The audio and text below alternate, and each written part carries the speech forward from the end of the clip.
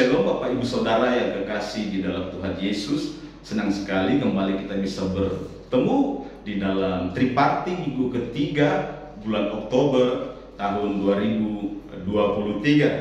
Nah, judul khotbah saat ini adalah kerjasama menghasilkan mujizat.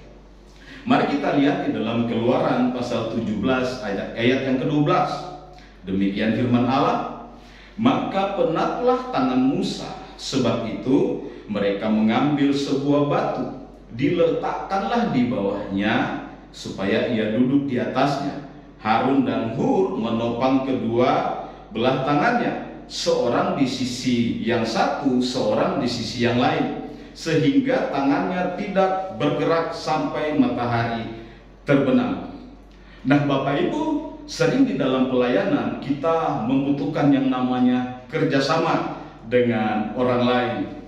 Ayat yang kita sudah baca, Musa ketika berhadapan dengan Amalek, dia dikatakan di sana bahwa ketika tangannya terangkat maka menanglah Israel. Sebaliknya ketika tangannya tidak terangkat maka Israel menjadi kalah. Nah, sebab itu Musa memerlukan tim agar supaya tangannya terus terangkat.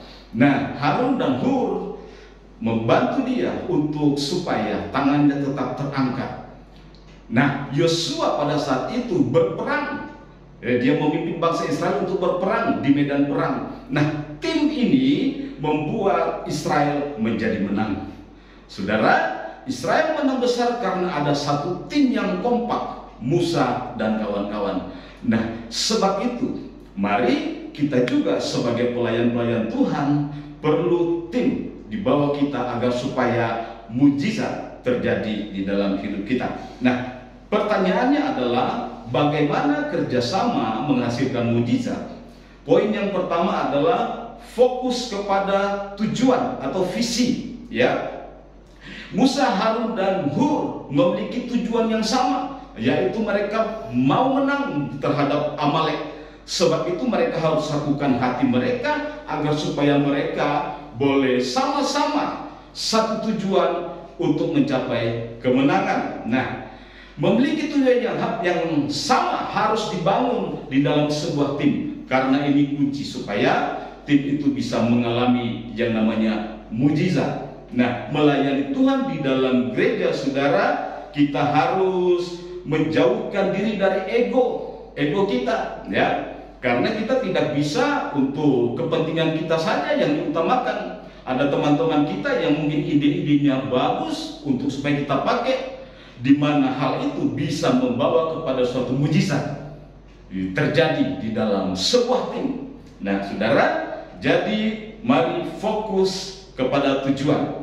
Poin yang kedua adalah fokus kepada saling membantu. Musa, Harun dan Hur beserta Yosua, mereka saling membantu di sana, saudara, sehingga mereka mengalami kemenangan. Nah, kita pun harus mari saling membantu. Mungkin ada teman-teman yang belum bisa, mari kita upayakan supaya dia bisa, di mana pikiran kita mungkin bisa membantu dia agar supaya dia menjadi lebih maju.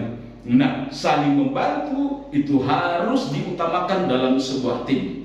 Sebab tim itu akan terus menjadi kuat kalau kita saling membantu. Nah, jangan saling menghakimi di dalam tim, ya. Yang namanya manusia pasti ada kekurangan, kelebihannya. Sebab itu mari kita saling membantu, jangan menghakimi satu dengan yang lain, sehingga mujizat terjadi dalam hidup kita. Poin yang ketiga, fokus kepada semangat yang sama. Ya, Musa, Harun dan Hur, Yosua mempunyai semangat yang sama. Mereka bersemangat sehingga mujizat terjadi dan bangsa Israel menang. Semangat juga harus ada dalam sebuah tim, karena itu juga salah satu hal yang harus dimiliki sebuah tim, agar supaya tim itu terus bergerak ke arah yang lebih maju. Jangan saling menjatuhkan satu dengan yang lain, ya. Jangan saling menjatuhkan. Mari kita saling mendorong, kita saling memberi semangat sehingga tim kita menjadi luar biasa. Nah, pesan yang harus disampaikan adalah mari membangun kerjasama dalam bidang kita masing-masing supaya nama Tuhan dipermuliakan. Berkat jika melakukan, kita mengalami mujizat Tuhan. Dan kalau kita tidak melakukan, ya kita tidak akan mengalami mujizat Tuhan. Ya saudara, jadi mari kita masuk di dalam sharing konsel. Pertanyaan yang pertama, mari sharingkan bagaimana saudara membangun kerjasama dalam tim saudara.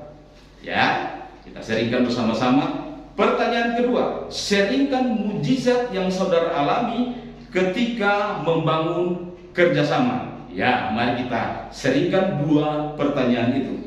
Proyek ketaatannya adalah membangun kerjasama yang solid di dalam triparti selama 1 tahun. Saudara, dan mari kita setelah kita triparti, kita doa syafaat. Kita berdoa pertama mungkin untuk bangsa Indonesia di dalam menghadapi pesta demokrasi, di dalam menentukan satu pemimpin. Kita berdoa untuk bangsa kita, berdoa juga untuk gereja kita di dalam kepengurusan yang baru, dan berdoa untuk Natal kita.